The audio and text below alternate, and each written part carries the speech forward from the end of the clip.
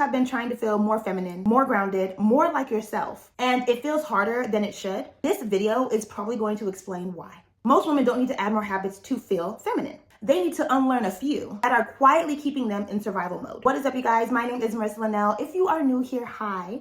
On this channel, we talk a lot about femininity, motherhood, and personal development. If any of those topics interest you, please be sure to hit the subscribe button. In my last video, we talked about how femininity has changed in 2026 and how a lot of what we were taught actually disconnects us from it. Today, I want to get very practical. These are habits that I see constantly, habits that feel normal, productive, or even responsible. But over time, they actually block softness, presence, and feminine energy. This isn't about guilt or doing everything perfectly. This is about awareness. So let's talk about it. Okay, the first habit is rushing everything. Rushing your mornings, rushing your meals, rushing rest, rushing conversations. When you rush constantly, your nervous system never gets the signal that you're safe. Femininity does not live in urgency. It lives in enoughness. You don't have to slow your whole life down, but you do need pockets where you are not racing the clock.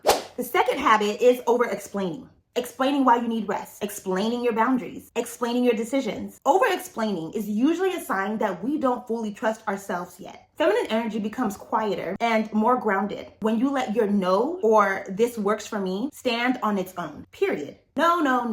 You are allowed to take up space without a justification paragraph. Okay, next habit that blocks femininity is being constantly on. And when I say that, I mean always available, always responsive. Femininity needs time off, downtime, non-productive space. This is the habit that I struggle with the most because I love being reliable. It's a fine line to understanding being reliable and always available. I could be reliable without constantly being available. You do not become softer by doing more. You soften when your body finally gets time to exhale. Okay, next habit. This one is very subtle, but it is powerful. Ignoring your body signals. Skipping meals when you're hungry. Pushing through exhaustion. Sitting with tension you don't address. Femininity is deeply embodied. It lives in listening. Every time you ignore your body, you strengthen the disconnection. Every time you respond to it, you rebuild the connection, the trust. Next habit is treating rest like it's a reward. A lot of women, and I have done this before, only rest after everything is done. Listen, everything is never done. Rest isn't a reward for productivity. It's a requirement for regulation. When rest becomes conditional, softness will disappear. In 2026, feminine energy needs to choose restoration before burnout, not after. Okay, next habit is living entirely in your head, living almost entirely in your mind, planning, thinking, analyzing, but rarely feeling. Femininity pulls you back into the body through breathing, movement, and presence. You don't have to meditate for an hour. Sometimes it's as simple as noticing how you're sitting, how you're breathing, or how you're holding tension. I needed more lighting. The lighting was going down.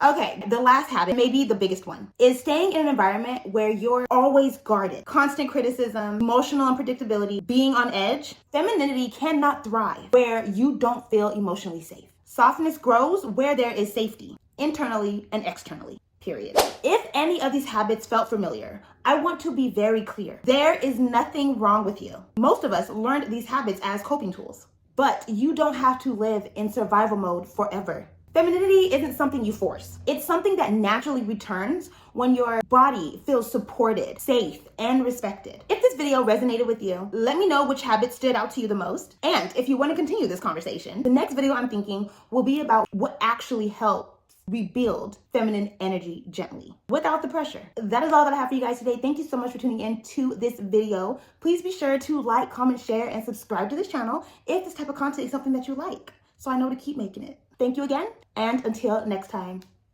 smooches. Baby, you don't know what you do to me. Between me and you, I feel like chemistry.